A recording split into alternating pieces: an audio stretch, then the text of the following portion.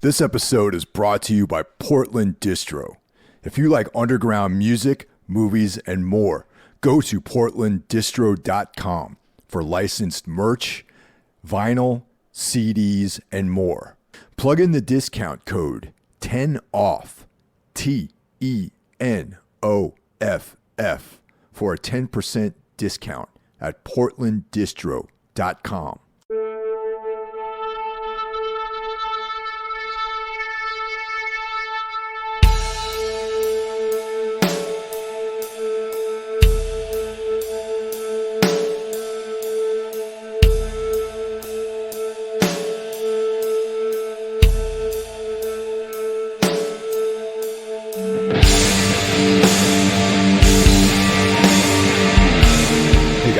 Welcome to this week's episode of the Everything Went Black podcast.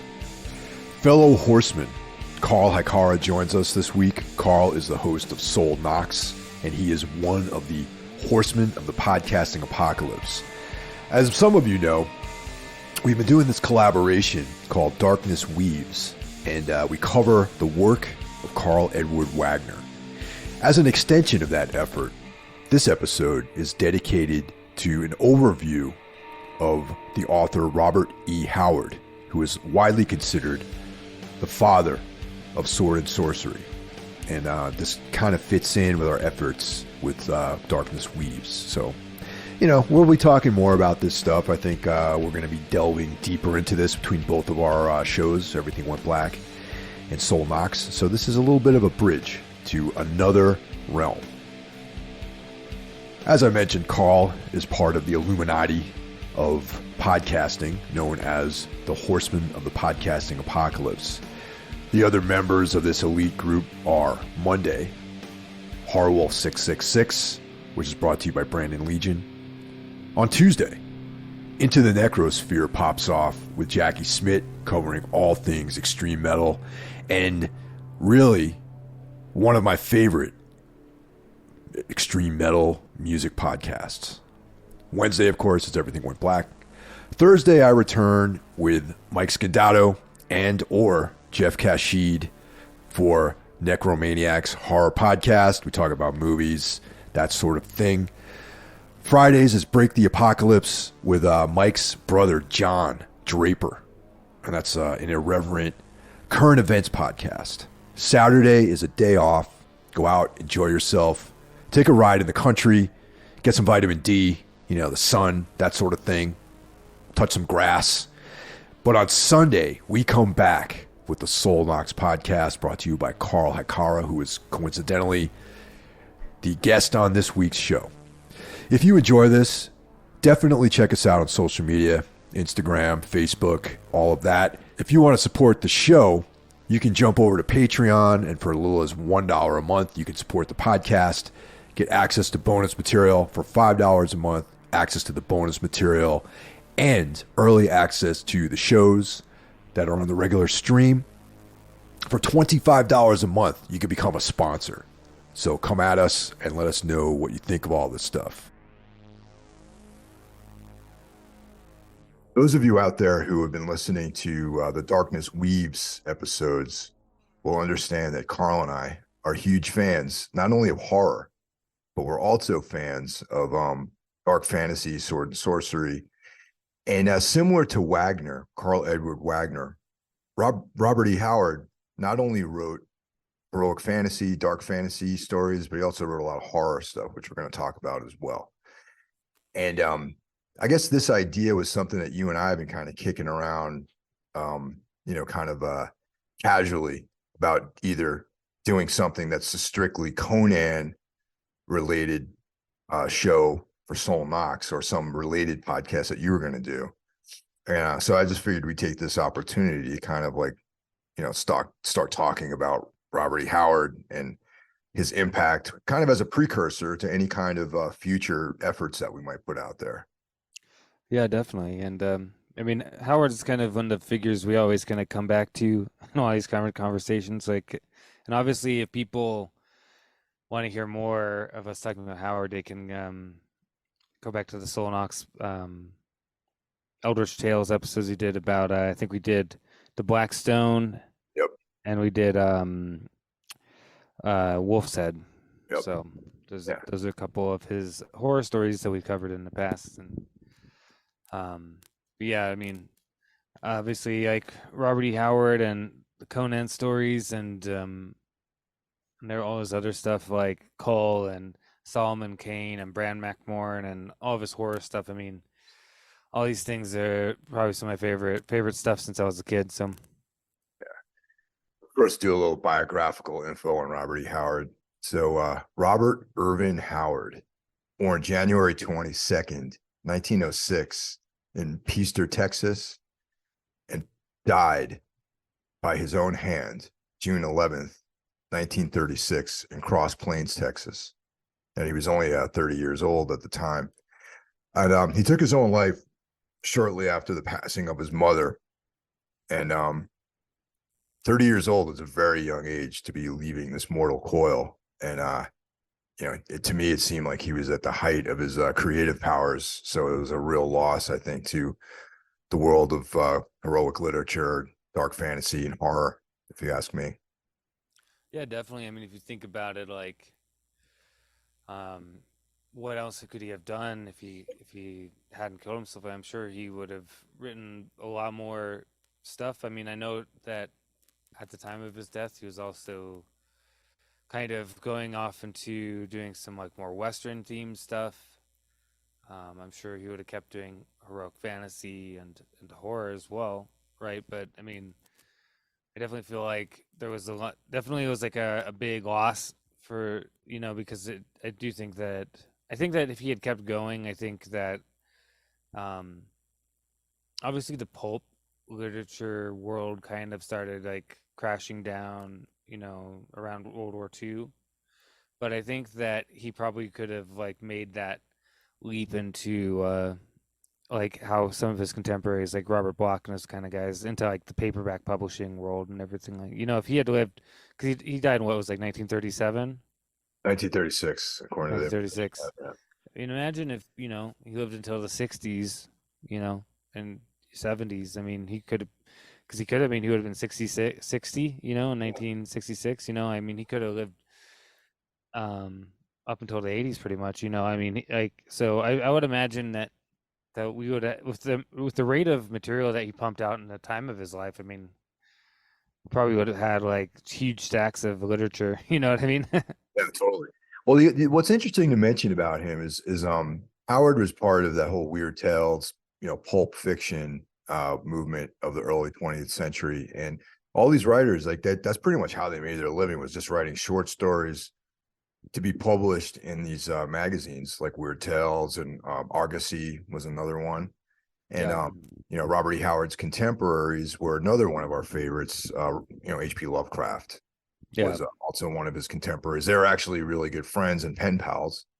Clark Ashton Smith, and you mentioned Robert Bloch. Those are kind of like the main, players, at least out of the people that I like reading, that were part of that scene. yeah. And he also had Lang fuck he wrote like The Hounds of Tindalos, Belknap Long, Yeah, yeah, exactly. yeah, like, and yeah, like, I'm trying to think of everybody else, but yeah, I mean, those are like the main core would be those ones, like, and I mean, um, once like Howard and Lovecraft got hooked up, and Lovecraft was kind of the center of like this whole like group, like, I mean, people always talk about him not being like have this like fantasy about Lovecraft being this kind of like reclusive like guy. He doesn't talk to anybody or whatever, but he was the opposite of that. He was like the guy who's trying to create all these like he wanted groups of friends. He's constantly traveling to visit his friends, and you know what I mean, like, so he kind of So he kind of set up this set up this whole whole group of group people of people. uh, through which I was like, I think it was all like letters, like, like letter writing, and because him and Howard never ended up meeting, but Right. uh, I think Lovecraft was planning on going to visit Howard, but then Howard killed himself, and then Lovecraft died like 2 years later or something like that. Yeah, So the same thing with Clark Ashton Smith too. Like they had all been writing letters together. There was a documentary, the Clark Ashton Smith documentary, Emperor of Dreams, where he talks about never meeting H.P. Lovecraft in person, and how when he passed away, it was like he felt it as a huge personal loss.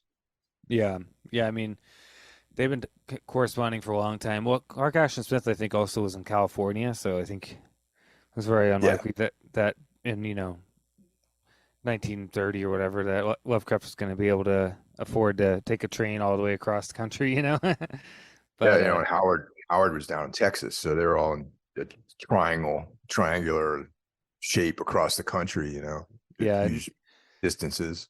you had Robert Bloch, I believe, was in Minneapolis, and you had I believe it was Minneapolis, but Belknap Long and Lovecraft were good friends in person. Like when Lovecraft lived in New York, that's where Long was, and they had like their little group that would get together every week and have coffee and talk about literature and stuff. Um, so yeah, I Yeah, mean, the letters of Robert E. Howard and H.P. Lovecraft were collected in two volumes. A Means to Freedom, which is edited by our one of our heroes, S.T. Joshi, yeah. and published by Hippocampus Press. So if anyone's out there interested in learning about the relationship that Lovecraft and Robert E. Howard had, it's all pretty much lined out there in both volumes of that collection. Yeah, and it's interesting because even they're really good friends, but I think like they had pretty different ideas about certain things, and that was actually kind of common with Lovecraft. Like he was friends with people who had complete opposite beliefs as him. Like he just had no problem with that. You know what I mean? He's not one of those people who was like, "Oh, you're." Long was a socialist and stuff, and like Lovecraft was just kind of, poke fun at it here and there, but they always like respected for each other. You know what I mean? And with Howard and Lovecraft was very much about the idea of civilization, and the ideas of civilization, ideals of the Enlightenment. And I feel like Howard was this kind of, I mean, I think he's kind of more of like libertarian. He believed in barbarism. You know what I mean? Like he kind of felt like civilization was a sham. Like, Yeah, and that in the end barbarism will always conquer, and that I think if you look at where they're coming from, I mean, like Howard is in Texas, he grew up in, when he was a kid, I mean, even when I was a kid growing up here in Colorado, I mean, like my mom used to hang out with all these cowboy guys and stuff, and this was in the 80s, early 90s, you know what I mean? Like, I mean, imagine early 1900s, that was just out of the Wild West. Like Howard grew up with all these kinds of guys around him, and like very much probably great growing up in a somewhat barbarous type of situation in Texas. You know what I mean? Like, or so this kind of so-called civilization was kind of making its progress there. I think definitely. He was like a more of a physical guy as opposed to Lovecraft too. Like Howard was more, he like boxed and did all this sort of physical stuff. exactly. And I mean, where I think both of them did like agree though is in their general sense of nihilism and pessimism about humanity and humanity's place in the universe and the future of humanity, Yeah, totally. But just speaking to your with the comment you made about uh his sort of reluctance to embrace civilization and with respect to Robert E. Howard, probably one of his more lesser known characters, the Almeric, well, it's a novel, it's a novel, but it was serialized originally. Yeah, the one you sent me. Yeah, that character, even though it was heavily influenced by Edgar Rice Burroughs' John Carter of Mars, that character, Esau Cairn, is like typifies what I consider to be the kind of ethos that Robert E. Howard had. It's like a guy that lived in modern society, but was kind of failing in modern society. and then he gets transported to this barbaric planet, and he becomes that he thrives. You know what I mean? It's Yeah. like, yeah, it's like a total rejection of civilization for this more primordial state, and that's like where he flourishes. So I feel like even though that character is an obscure character, I mean, he's not. Conan is what mostly people think of when they think of Robert E. Howard's writing. But I feel like I always felt like the Almera character, which hardly like anyone even talks about that book at all. Um, Really, I feel like he put a lot of his own personality and his own beliefs into that character. Yeah, I would agree with that. I think it almost seems like a little bit of a fantasy for him. Like, what if I could Yeah, go into? But there is that idea of like, yeah, here's a character who is struggling to deal with civilization and everything, and he goes there, and yeah, it's like that's like the best place for him. Like he finds himself like, and I feel like Howard did feel like that a lot. It seemed like from things I've read about him, like that he felt kind of uncomfortable with like the way that civilization was and the kind of pressures of existing in this kind of civilization.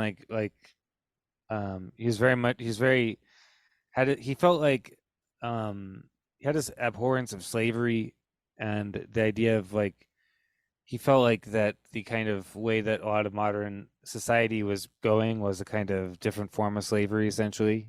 Slavery to the state to work and pay your taxes and until you die. You know what I mean? Like that kind of sure. stuff. Like he seemed to have a lot of abhorrence of, and that's something that a lot of people don't seem to realize about Howard was his kind of. He was very. I mean, if you look at like, he was very much had an opposition to slavery in general. I mean, even if you read the Conan stories, like Conan's like always like setting free the slaves and stuff like that. You know what I mean? Like, like I think that that was kind of a horrific idea to Howard. What was your introduction to Robert E. Howard's writing? I'm always interested to find out how people find the character, find the writer, or what characters, like how did you stumble upon all this stuff? Well, it definitely was Conan, and was probably originally through the comic books. Right. So I had um, like a lot of the Conan comics from the '80s primarily, like because I still have a lot of them, and that was kind of my introduction. I mean, I was even before I could really read, I was like, got the comic books to look at them and stuff, and then as I learned to read, could read them, and that's probably where I was introduced to the idea Conan. I could see Robert E. Howard's name, and then my dad was already familiar. My dad was familiar with Howard and Lovecraft and all this stuff, and since he knew that I liked Conan, I think that's how I think he bought me like the paperback, like some of the paperbacks, the Ace paperbacks, and then once I started reading the Howard stories and those Ace paperbacks with the Frazetta covers, and I pretty quickly bought all of them, and then a little bit later I started figuring out that some of the stories weren't actually by Howard; they're by Sprague or DeCamp or Lynn Carter. You know what I mean? Like, Yeah. but regardless, it was basically through Conan. Yeah, I remember it's pretty much the same with me, man. It's like I think I had read Lord of the Rings first, like the Tolkien stuff. And that was, interesting to me, kind of sparked my interest in fantasy in general. And there was that Ralph Bakshi, like Lord of the Rings animated movie that came out. Yeah, And I thought that the imagery in that, I remember seeing that in the theater with my dad. And like the imagery in there was like super intense, for being a young kid. And yeah, and then there was it's funny, I've talked about this store like many times over the last several years on this podcast. In my hometown, Carmel, New York, there's there used to be a store literally called the Book and Record Store. says That it was on the the name of the book. says it on It the says on it the all cover. right there. Yeah, Yeah, it's all right there, man. You go there to buy books and records and like calendars and stuff like that. And so I went in to the book and record store, and there was the Lord of the Rings, box set thing that they had, and I picked that up and read it. And I was also way into comic books too, as a young kid, and mostly all the superhero fare, Batman, like that kind of stuff. Heavily more towards the Marvel comics. So that's how I started seeing Conan comic book. And at first I was like, I didn't know what to make of it. I'm like, is this guy like a superhero or what? And then in one of my excursions into the book and record store, I saw that there were all these the same paperbacks you're referring to, the Ace paperbacks with the Frank Frazetta covers and the Frazetta stuff. That I mean, what a great idea to have that guy do the covers. Yeah, it's Because perfect. it's outstanding. It's like some of the most intense artwork put on that type of book. So that drew me right in. And I was reading it. I was a very avid reader at a young age, and I remember my parents buying me, several of those Conan books, and that's what hooked me. The short stories, reading the powerful writing, and it was very direct, as opposed to Tolkien, whose writing was like a little more academic, I guess, And so yeah, I tore right through that. Then not so much the color comics of Conan, it was Savage Sword of Conan, which really drew me in. Because back then in the 80s, there weren't really there were a handful of comic shops around.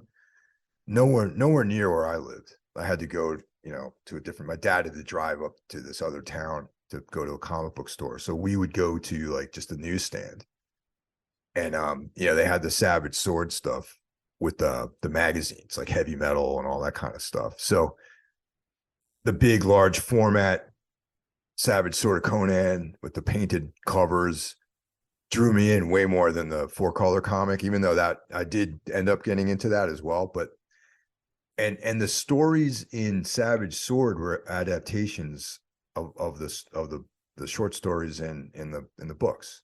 And then there was also like there'd be these essays about the Hyborian age and about Robert E. Howard. There was also backup stories. There was like ongoing Solomon Kane backup story in Savage Sword back in the 80s. And I felt like you got more bang for your buck, reading the black. And also the black and white thing was a little more violent, and it wasn't, it was a magazine. So that's how they got around the comic book code with it too. Yeah, they had nudity in the comic in the magazine too. So like I was able to fool my parents into buying me, a comic book that's got, like naked women in it and like violence, stuff like that. Yeah, I mean, I love both. Like, 'cause I really love the comics as well. But yeah, the obviously Savage Sword is untouchable. And yeah, I mean, they had both Solomon Kane backup stories, which I remember you bought the collection of those, and Yes. I have a collection of just the Cole ones. Yep. So I have the Savage Sword of Cole, which is all the Cole stories from there. I'd like to get the Solomon Kane one. Kind of sucks right now because um, Howard's stuff went into public domain, Yeah. and because of that reason, Disney's like, well, we're not going to pay. Since Disney bought Marvel and they have no respect for anything, they're like, we're not going to pay the Howard estate for the rights to this stuff. So they just like they're in the process of doing all these reissues, these epic collection reissues of the comic books and stuff. And they just dropped it. They just fucking were like, no, we're not doing. They canceled all the Conan comics. They just dropped it completely. Yeah. There's I think 3 volumes of the Cull stuff from back then, like the Roy Thomas Cull stories. I only have one. I don't have the other 2. Yeah, I have a couple of the old the Dark Horse issues of the Cull ones. I have the Savage Sword of Cull, and then yeah, I have all I have like the couple of the omnibus. I have a Savage Sword omnibus. I have one of the Conan main storyline omnibuses, and then I have a bunch of I bought like some of the epic collections that they issued, which I need to try to get the rest of them before they go out of print. And I have some of the old Dark Horse reissues. The problem with those Dark Horse reissues though that they did is that they fucked with the color. and they did this Yeah, kind of shitty digital color on them that looks like dull and kind of just looks like muddy. And right. when if you compare like those to the actual original, like to like say the omnibus version or the Epic Collection ones, it's just like it's not the same. Like I don't like that kind of muddy digital color that Dark Horse did to all those Conan comics. Like I like the original bright, four color, the way it's supposed to be. You know what I mean? I don't want to see some crappy digital No, redo. totally. I'm with You know? that definitely. Yeah, that's yeah, Cole was it's interesting, man, because Cole like never really caught on in the same way Conan did. And Marvel tried to do like a bunch of different reboots. There's like Call of the Destroyers, Call of the Destroyer. He had his I think he had his own black and white comic for a while or at least he was a backup feature for a long time. But yeah, people just didn't seem to be as interested in his stories. Yeah, I think well, I think part of the problem is you got Conan. You know what I mean? Like Conan was particularly with the comics was definitely a lot more um just I think people I don't know, there's a lot more awareness of him. I think a lot of people didn't really know who Cole was, and yeah, but I mean they did do like the Cole like comics and they did the Cole and then Dark Horse did some Cole comics like like their own. You know how Dark Horse did their Conan series. Yeah. They did a Cole series and they started doing a Solomon Kane series, but I think they only did one storyline, which is pretty Yeah. good though. Yeah. Yeah. Yeah, I did definitely like the our core stuff, but you know what, man? I got to be honest. When Roy Thomas was doing the entire like he was like the man when it came to like the Robert E. Howard universe Yeah, I mean with he's Marvel. writing he wrote pretty much everything. Like I mean all the first I think 200 issues of the Conan Rager comic was written by Roy Thomas and almost all of the Savage Sword. Like I mean that guy was fucking he was going to town, you know what I mean? Like he was Yeah. working he was pretty much the mastermind of the Conan saga at Marvel. And I mean his shit the way he did it was perfect. I mean and yeah, I mean like with the Dark Horse like I like some of them. Um, some of them I don't like the art very much. They had a really good version of the Hand of Nurgle. This is a good Right. one I like a lot. Their version of Black Colossus is pretty good as well. But yeah, uh, definitely prefer the Marvel Conan as a whole, both the Savage Sword and the Rager series. Now, most people, it's widely considered that Howard is the creator of sword and sorcery, or at least one of the creators. You know what I mean? And if I'm not mistaken, his first story wasn't it a call story? Wasn't the Shadow Kingdom his first short story to get published? I believe so, yeah. Because Yeah, like in '26. Cole was on the first and yeah, that's where he started off was with Cole, and we should point out too that Lovecraft's favorite stuff by Howard was the Cole stories. Like he liked how Cole is more brooding, and there was a darker, more eldritch feeling to a lot of the Cole stories. Um, and which show, I mean, definitely Conan has some of that as well. Like, but Conan's a little bit more, rollicking, I guess you could say. You know, what I mean, Conan's not as brooding as he has his moments of brooding, but he's not as brooding as Cole. You know, Cole's like pretty much, um, he's the king of Atlantis, but he's like kind of, I don't know. He has like there's like a lot of insecurity because Yeah, he's an usurper, and when Conan's an usurper, he sees it like I took this by my hands, like I'm gonna run this. I can say Conan the Conqueror or whatever. But in with Cole, has like a kind of insecurity about it, and in a way, he should be insecure because you got literally like reptile people trying to kill him yeah, and stuff. yeah. The Cole stories were definitely more Lovecraftian. Like they definitely had more, and they also kind of fit into the mythos a little bit too, with some of the references and whatnot in the stories. Yeah, I mean, all of the stuff is mythos related. Um, like I think we talked about it last on the Darkness Weaves that people haven't heard yet as of recording this, so hear it later. But is uh in Hour of the Dragon, or Conan the Conqueror as it's known in the paperback version. Um, the novel, the one Conan novel, you have a whole section where he encounters the ghouls, like the Lovecraftian ghouls, and all throughout the Conan stories, he runs into to Lovecraftian entities. So pretty much we can basically safely say that Cole, Conan, Solomon Kane, Bran McMorn, all of Howard's characters are in the same universe as Lovecraft's universe. It's one and the Yeah, same thing. Yeah. and that's in no small part due to their close correspondence, which is all chronicled in those two volumes that Hippocampus put out.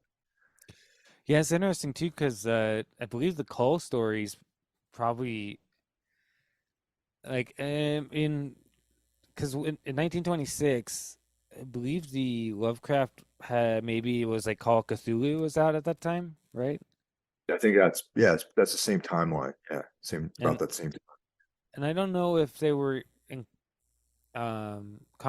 like if they knew each other at the time, like if they were when the Cole story came out. Maybe I'm not sure. I'd have to look into that. But See some of my notes here. I think that's how I mentioned when. Howard, okay.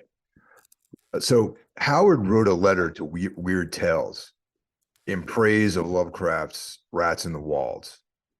okay, so that was like 1923 or something, right? So Yeah, so it was before. Okay, so they and because of his use of some sort of old Gaelic references. So the one of the editors, and probably the most well-known editor of Weird Tales, was a guy named Farnsworth Wright. So he forwarded Robert E. Howard's letter to H.P. Lovecraft, and that kicked off their pen pal relationship. So that was back in 23. okay, yeah. So they definitely like that. It was in full force by the time he was doing Cole. So definitely like Yeah. I mean, I think it was very purposeful, and then you can look at his horror stories as well, like the Black Stone, which is very much Lovecraftian, and the other big influence on his horror stories, I believe, is Arthur Machen. I think Machen, like, if you look at the influences, horror influences on Howard, it's Machen and then Lovecraft, because because like, um, because Howard has all these stories about these, um, kind of like non-human like lizard people basically, you know what I mean, that show up in he has a whole like saga of stories about these like these pre-human non-human beings, that still kind of are existing, and calls them the children of the earth and everything, and they show up in I think the one with the Bran McMorn is probably one of the Yeah, best versions of that. warm to the earth. Yeah, exactly. And that was Yeah. very much influenced by Machen. Oh, 100%. I mean, there's like a kind of where Bran McMorn finds out the witch, and she's like a crossed with some ancient race. She's not fully human, and to get revenge on the Romans, he has to call upon the worms of the earth, to come and seek, mete out his revenge. And they're definitely like these Macken-esque creatures that live beneath the surface. Well, of that story too, he goes underground to like one of their altars, and there's like this black stone that he takes, which is how Yeah. he gets them to do his will. And that black stone is obviously supposed to be the 60 stone, the Ixosar stone in Machen's novel, The Black Seal. Uh-huh. So it's obviously like kind of inspired by that. And of course, Machen's very big influence on Lovecraft as well, like with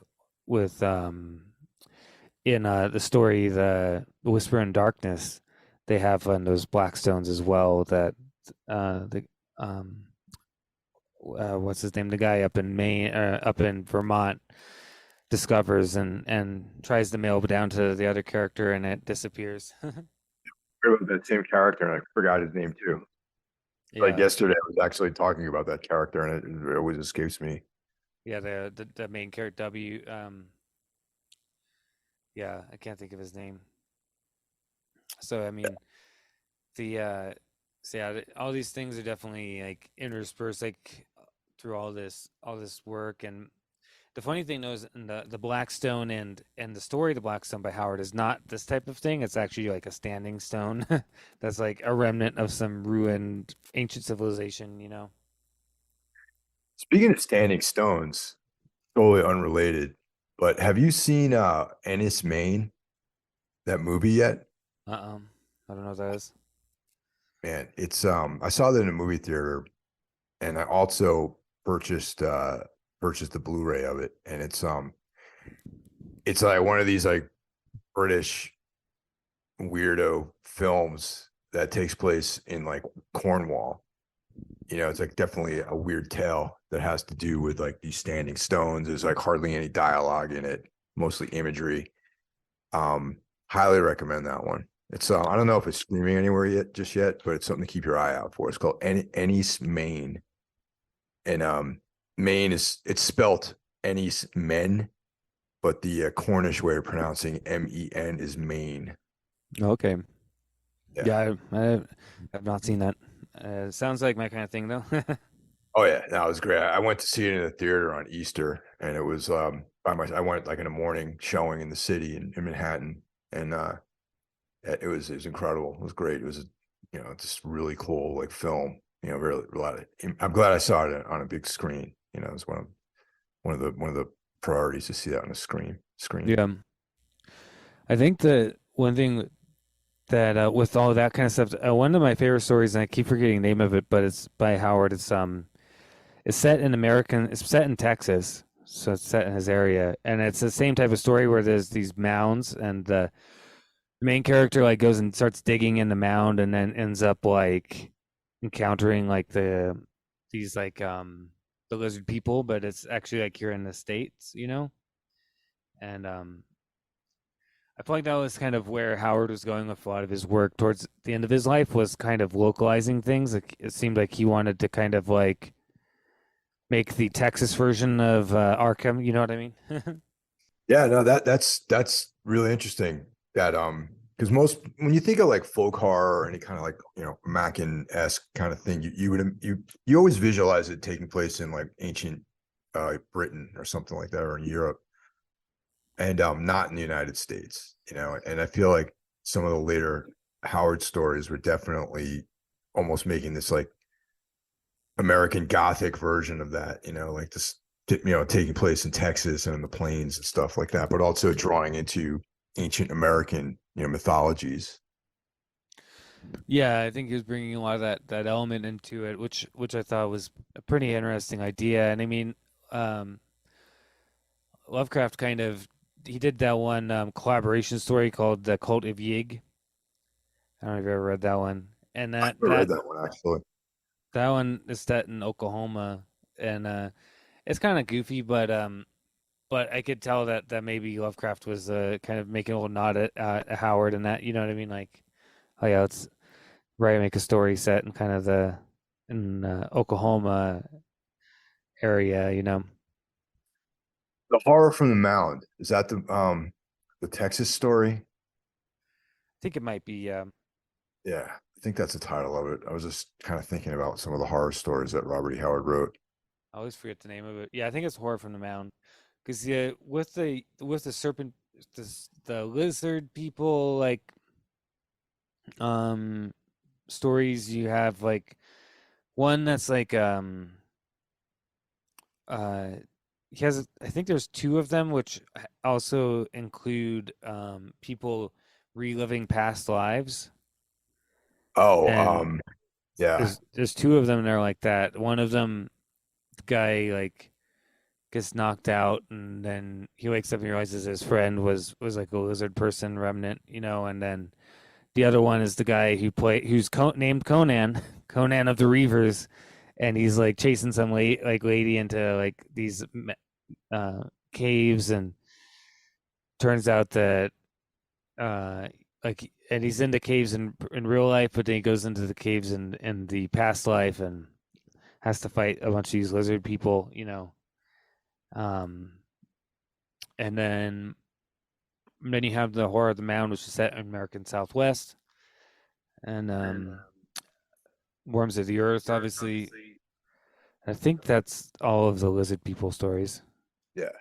Yeah. Howard, another one of his favorite topics seems to be the idea of reincarnation and, having past lives and that whole thing, which I always found to be very interesting with some of his writing. It's almost like, I mean, maybe this isn't really the case, but in my mind, I always felt like all of his characters, because they all took place in different eras of human history, could have actually been similar to Michael Moorcock's Eternal Champion character, made of the same essence and just reincarnated like over the centuries.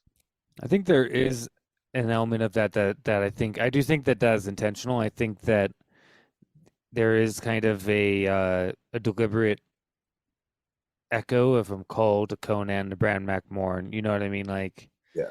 to Solomon Kane, where they all kind of share the same essence, and they seem in a lot of ways, you know. Yeah, Um, they're all sort of like Northern European types too. You know what I mean? It's like part of the same, in the same world, the same part of the world, the same kind of, Northern European savage. yeah, exactly. And I think they're kind of intended to be um, like Conan is described as being dark-haired and gray-eyed and kind of like he's not like a super white character, you know what I mean? He's not like like he's not because there are the Aesir and the Vanir who are like the Nordic style, Yeah. but he's almost kind of like supposed to be like with the Samaria. I mean, that's very much that's a Celtic tribe. I think like he's kind of modeled after certain types of people you'll see in like Germany and stuff where they're kind of like have that Celtic element to them, you know, Yeah.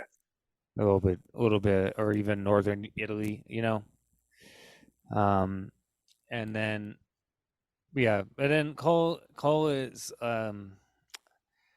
he's not a Pict, he's Veluz, is it Oh, he's actually Cole is Atlantean, and that's right. kingdom that he was king of is Volusia. That's right. Yeah, he's the Atlantis. Because in the story, the Atlant by the time Cole was around, the Atlantis had already like I think hadn't already been like they'd like fallen once, and now he's like they're kind of like now they're barbarians basically. Yeah. Yeah. So this is like after the cataclysm of Atlantis, and they're like become these them and the Picts become these like barbarians, and they're building themselves back up, and then yeah, there's Volusia, which is the place that he rules. But yeah, and that's one thing that he's also really obsessed with is the idea of the rise and fall of civilizations. Yeah. And this is something I really believe in. And there's like it's interesting. It's really interesting to me because um, back in the day, Einstein, I forget what the guy's name. He was this scientist who had this idea that humanity had maybe survived some cataclysms in the past. Yeah. You know Oh, that totally. progress wasn't this kind of like upward ladder. And Einstein backed this guy, and he thought, and he kind of, you know, felt like his theories had validity. But then after Einstein died, all the scientific community just blackballed this guy because it was basically heresy to the myth of progress that science, you know, a lot of scientists have. You know what I mean? Like the idea that we're not just an upward ladder, that idea that there's ups and downs in human history seems to be kind of like anathema to a lot of people in the scientific community. You know what I mean?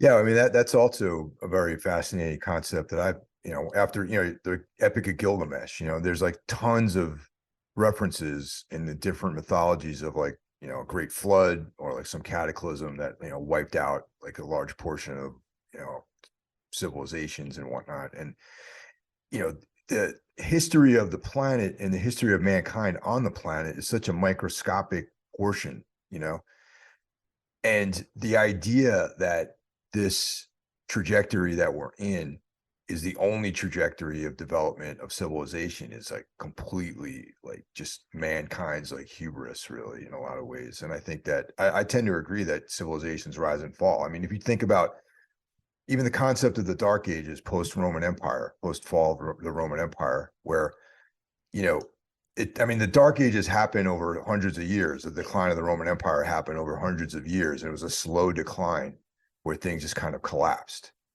And then some of the remnants were like the aqueducts and all that stuff existed, but no one knew how to use that technology. And this darkness swept across Europe, and people just lost the ability to do these things. And in a sort of microcosmic level, I was watching a documentary about these towns in West Virginia that were, coal mining towns where they flourished not even 100 years ago, like within the last century. They had all this prosperity and culture and a thriving economy because of these coal companies. And then once they left, the buildings remained. People did, all of the problems of a poor economy started invading these societies there. And there's the remnants of a better way of life, a more prosperous way of life, and just squalor and abandonment and ruin taking over these towns. So in a microcosmic level, it's almost like that seems to be more of the natural trajectory than just like constant linear progress. Yeah, I definitely think that constant linear progress is completely an illusion that people have. That and I feel like that's becoming more and more clear over time. I feel like maybe now more than say 1950s. Like in 1950s, that idea was heresy. Like these people had very much like this idea of progress. Like it was a lot more clear. They had this kind of clear vision at that point that kind of was started in the 1800s. The Victorian idea of like um constant progress, like constant. Ever since the Industrial Revolution, essentially, right? I Yeah. think nowadays maybe people are a bit more, even in the scientific community, probably a bit more open to the idea that yeah, we can fall at any time. You know what I mean? Like, but I think there's still like a lot, somewhat um uh resistance idea that we survived cataclysms, which I find interesting because often it's just like lumped in with like you know crazy conspiracy theory ideas, but it's not really. I mean, if you think about it, every single civilization in the entire world has a flood myth. You know what I mean? Yeah. It's literally every single. There's not a single. I've never heard of a single mythology that doesn't have something like that in it at some point. You know what I mean? Like, Yeah, that's just like the mythological description of what happened in the past. It's just like, their rendering of something into a folk tale, which gets passed down through generations. And then you get, the Bible, you get the Epic of Gilgamesh, you get all that sort of stuff talking about a cataclysm that happens that wipes out most of the population of the planet. And then, that's where we find, Kull. Atlantis had been wiped out and its former glory had been reduced to just barbarism. And that's where we get these characters. They're part of a fallen glory of like a past civilization. And so they're on this sort of the lower rung of civilization. And these men of barbaric means making their way in a more or less civilized world. yeah, and another point that he always has is that there's like you can have both at the same time. Like Yeah. you have certain cultures that rise as others are falling, and some are falling as other rise. Like that's not like everything all is the same everywhere because it's not because I mean if you think about like even um say the past 7,000 years, right? um like well, and then one thing I was also going to bring up too is that there's those excavations going on in Turkey right now with giant temple structures, this giant city with all this like um I forget what the name of it is, but it's like this really complicated type of structures and artwork and stuff that dates back to Egyptian times, Right. which is pointing that our ideas of time are completely wrong, that there are remnants still of some greater civilization that people didn't even think was possible before Sumner, before Egypt. But if you think about what we do know of at this point with like Egypt, for example, Egypt had a pretty the from the old kingdom on like 4,000 BC or something like that, had a pretty much a static um kind of high level of civilization with rises and falls, with like you had like Hyksos like invasion, things like this going on, but it basically stood like static for thousands and thousands of years, even as other civilizations like Sumer and Babylon and Assyria rose and fell.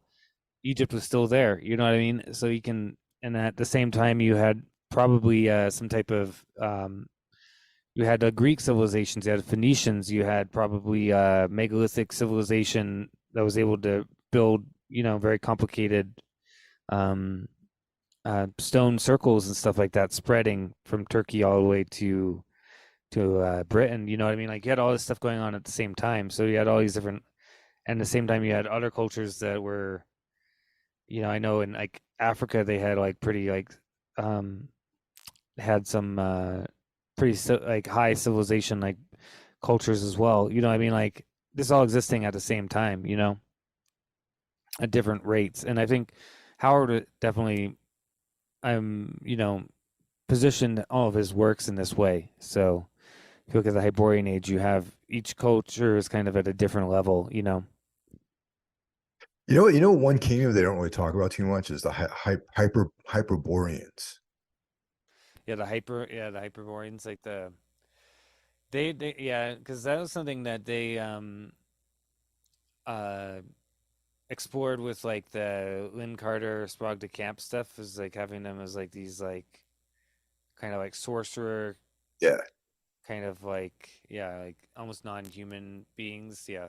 But In Howard's main stories, because later on I discovered that the Ace paperbacks were like not the true versions of the stories, but yeah, he doesn't really go into too much detail with that civilization. It was like you're saying, it's extrapolated by DeCamp and Lynn Carter. yeah, and then Roy Thomas did some stuff in that as well that was his own, because he generally tended to just ignore the Carter and the Camp stuff. I Yeah. noticed, like, um, he just, which is probably smart. He went off of Howard and then extrapolated his own stuff. But yeah, there's a lot of parts of the world that we don't really see too much in the Conan stories. Like obviously we have a Stygia, which is Egypt. So he's presenting the idea that Egypt was even Egypt like before the cataclysms. You know what I mean? Like it's been Egypt for like millennia. Um, and you had a lot of his stuff is set in like Zamora and kind of like what was that one Turan, Yeah. and That's more this like type, Middle East sort of. yeah. And then he did do stories obviously set in Aquilonia and Media and stuff as well. But yeah, well, part of that too is he seemed to have a real fascination with uh with the Middle East, and he had a bunch of, there's literally a whole collection like El Borak, which is all Yeah. his desert stories. So, I and was going to ask you if you ever read any of his more historical based stories, like his adventure stories that had to do with like the Crusades and adventures in the Middle East and all that. I actually haven't really. I've read that horror story they did that was set in that time period, or set in like Babylon. But yeah, I haven't read a lot of his historical stuff. I do know that part of the impetus that he had for creating the Hyborian Age and creating the Conan was that he wanted to create a world where he could combine all of his various interests in history into one thing where he didn't have to be like too worried about the historical vermicelitude, like, Yeah. because I guess when he was doing his historical fiction, he did as much. It took him like a lot of time because he did all as much research as possible to try to recreate the time as accurately as he could. So with the Conan stuff, he was kind of like, okay, now I can be like combine everything that I like into one world, and I don't have to worry about it all like like being like historically accurate. Like to the point that even like some of his stories are almost like pirate stories. He could have Conan do whatever he want. He could have a pirate story. He could have a you know Beyond the Black River, which is like basically a frontiersman story, but set. You know what I mean? Like Right. uh, and he could have like traditional like sorcery story. He could do all kinds of different stuff with this world. Well, Marvel Comics went really deep into that Queen of the Black Coast storyline with Billy. his Conan's like romantic interest. That actual storyline, they kind of went pretty far in the Conan the Barbarian comic books with that. Yeah, I think and I think one of the Epic collections I still need to pick up has that storyline, but um, yeah, they kind of expanded upon all that stuff. They're like, because in the story Queen of the Black Coast, for example, like like they meet each other basically, and she what likes his manliness, and that part is so funny. She like dances for him naked, and, like makes Yeah, love with him in front of everybody, and then you're like, okay, but yeah, then you're kind of just kind of go over a whole period of time where they do all this stuff, and it has ripples in the whole story because becomes known as Amra the Lion, and he kind of leaves that behind, but the people down in that area remember him, and that's like in Hour of the Dragon when he gets like they like chain him up into like the slave galley, and but he has some of his old like followers are there, and he's like basically leads a slave revolt, and it's like down with the masters and all this stuff like that, and they like fucking kill all these guys, and he takes over the ship.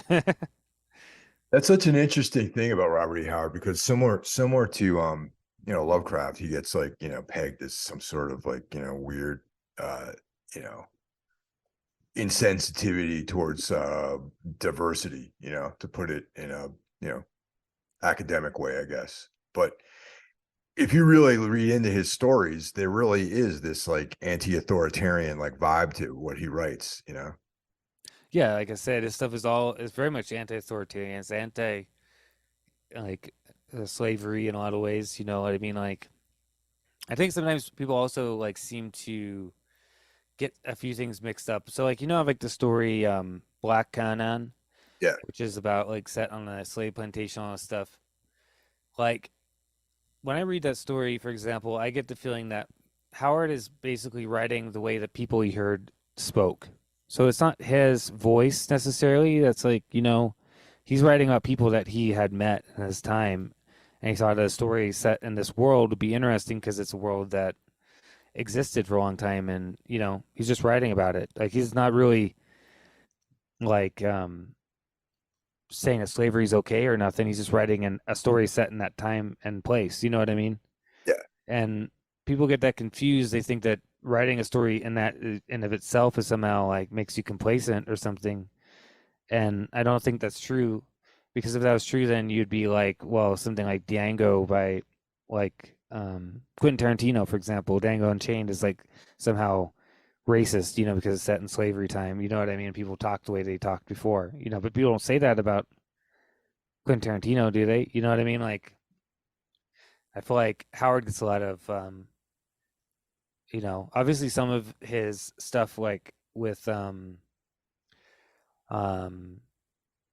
with like Solomon Kane is all set in Africa and stuff like that. But I mean, even in that, I mean, I just read those stories a couple years ago, like all the way through, and I didn't really I feel like there's sometimes where you're like, yeah, I mean, it's definitely somebody in 1920 talking about Africans, you know what I mean? But at the same time, like Solomon Kane makes friends with the Africans and stuff like that. You know what I mean? Like he's not really like you're not really ever shown like black people as being like somehow subhuman or something like that. You know what I mean? So I feel like a lot of the racism and ideas that people throw at Howard, I find to be spurious, where I feel like they're just repeating stuff other people are saying and they've never actually read Howard for themselves. You know what I mean? No, I agree with that completely. And it's like once again, man, even if you go to like Mark Twain, like any writer that's like like 100 years ago. I mean, this is like these stories are like written like 100 years ago at this point. You know, like society changes and like the societal norms and the way people view the world have changed over 100 years too. So you can't use the same standards to like measure someone against that was existing and creating work 100 years ago. Right. But even like if we just look at Howard's like ideas, I mean, he was very much anti-authoritarian. He's basically like a libertarian for all intents and purposes. Like I said, like he has an obvious kind of loathing and horror of slavery. You know what I mean? Like he's definitely not somebody who's like sitting there saying that, you know, like I feel like a lot of his work doesn't doesn't really feel like to me to be like particularly derogatory towards, you know what I mean, like to Yeah, I mean, other people, you know. and two of his major characters were deposing these like weak evil kings. Conan and Kull. Yeah, I do know a lot of people have problems with just like the way that people thought about stuff with like races and things like that at that time was just a way of, I think there's like the way people described like groups of, ethnic groups of people, you know what I mean? Like, and that's just how it was, people were speaking back then, like, so you can't really use that against it either, you know what I mean? It's like, and there's a point to that, that you do have different groups of people who have certain traits about them, and I don't really, I feel like I said, I feel like a lot of the criticisms I see about Howard, I feel like are very spurious. Yeah. Well, to tie this into our active project of Darkness Weaves, Robert E. Howard is a direct influence on one of our other favorites, Karl Edward Wagner. And Wagner also played a big hand in keeping Howard's work in print at one point. Yeah, I mean, one thing you start learning about Wagner is that, obviously, Howard is popular with Conan and everything, but obviously we got these kind of bastardized ace paperbacks where, unless you really looked at it, you wouldn't realize that half the stories aren't even written by Howard. And Wagner was actually pretty instrumental in the process of getting the original versions of all of Howard's work out in print in the 1980s. So a lot of the editions that he kind of edited that presented the pure Howard stories of Conan and Kull and a lot of his horror stories and stuff, that was a lot of Wagner's work. So like, even those, I think those Del Rey editions that we have, I Yeah. think a lot of that was based on what Wagner's work they've been doing in the 80s. Yeah. Those are the real deal, like, as they were meant to be read, they cut out all the, DeCamp and Carter, pastiche pieces and whatnot. Yeah. And Wagner also wrote a Conan novel, which I read, Yep. Road to Kings, which it's not bad. And then he did the Bran McMorn novel, which I like even more because it's really dark and fucked up. Like, Yeah, he definitely wrote it more in his own voice. Wagner's voice and Howard's voice are a little bit different. You know what I mean? yeah, and but yeah, I mean, I like a lot of those 80s Conan novels. Like Robert Jordan did a bunch, and like last year I listened to all the Robert Jordan books, because all the audiobooks for them are all on YouTube. And with the exception of obviously Conan the Destroyer novelization, which is horrible because that movie's horrible. Oh, actually, that leads me to this next topic I want to talk about real quick. It's like, what's your take on the Arnold Schwarzenegger movies? Because I know that this is going to be a very divisive subject, I think. Well, I love the first movie. Like, Yeah. I remember seeing it when I was a kid and being obsessed.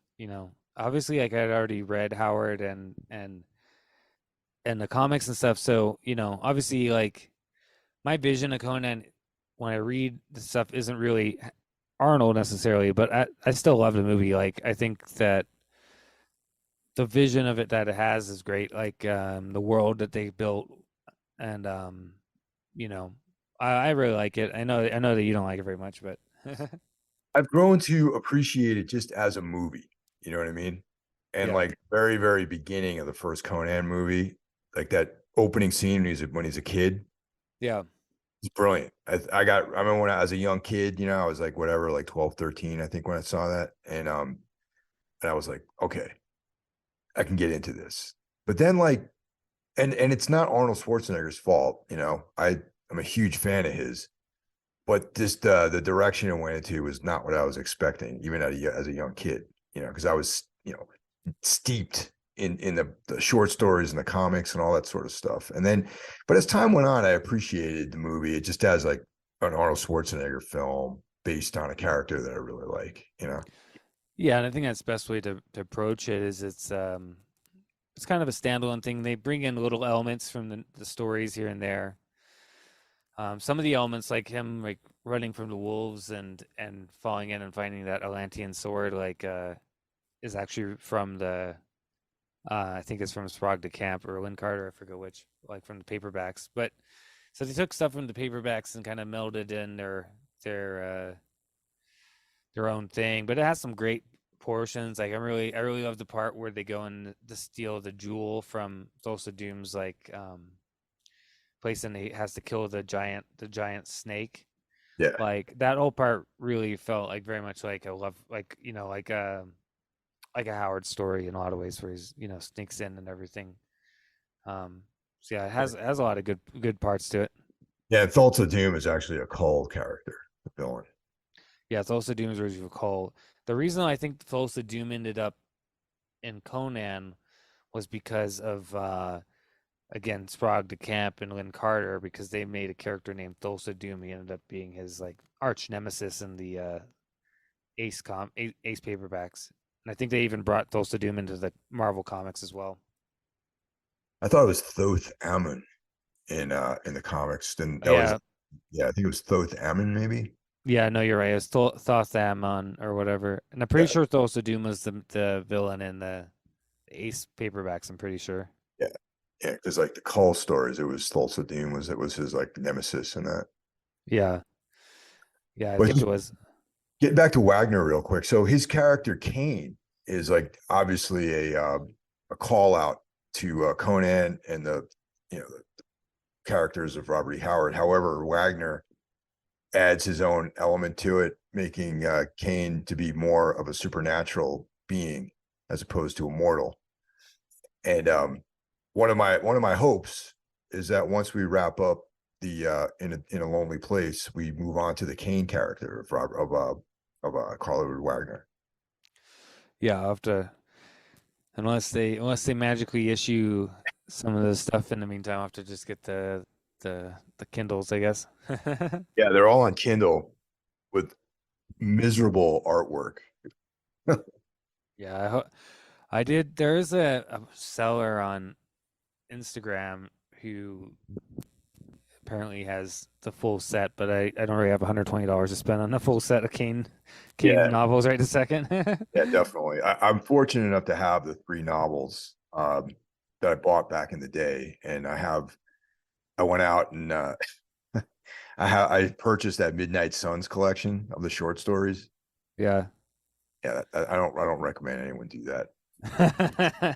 But I do recommend anyone who's interested in discovering about Kane. If you're into ebooks, definitely checking all that stuff out on Kindle, because it's all there pretty much, at a reasonable price. Yeah. Yeah, I mean, Howard's characters are never, yeah, none of them are supernatural. They all have like animal vitality, though. You know what I mean? Like the stuff that Conan survives is crazy, or Solomon Kane is. I would say that Solomon Kane in some ways feels a little bit closer to the character of Kane. He's Yeah, just not supernatural, but like this kind of attitude feels kind of, I don't know. Solomon Kane is kind of funny, like because he's kind of a little bit more I don't know, he's cynical in a way. He's like supposed to be a Puritan, but he like enjoys like his like adventures. You know what I mean? Like he's very dark and brooding. yeah, yeah. It's like that's kind of the typical characterization of a lot of Robert E. Howard's heroes, is that they do have this restlessness about them where they just can't stay put. They can't. They're all traveling. Like uh, Call is from Atlantis. Robert E. Howard. Conan is from Samaria, and Solomon Kane is like a European that found his Puritan that found his way to Africa for these adventures. Yeah. And yeah, so it's like this restlessness that all the characters share. I feel like that's when we're talking about the broodingness of Cole earlier. I feel like that's a real driving element of that is he has this restlessness, but now he's finding himself to be the king. You know what I mean? Yeah. And he has to stay put. He can't go off on adventures. He has to deal with boring topics like administration and whatnot. And then also contend with all these people scheming to kill him, you know? Yeah. And obviously the Conan stories are the same way. I mean, the first Conan story starts a Phoenix on the Sword starts off with Conan as king, and basically it was actually a repurposed Kull story, and it's dealing with him having to deal with a assassination attempt, but it's still a great story. But it literally did start as a Kull story originally. So, but yeah, they got Hour of the Dragon, which is the same type of thing. So that's our overview of the world of Robert E. Howard, and you know, that's something. Hopefully, we can get back to doing some of these things together. You know, talking about some of the stories and the horror stories, and maybe some of the Conan material at some point.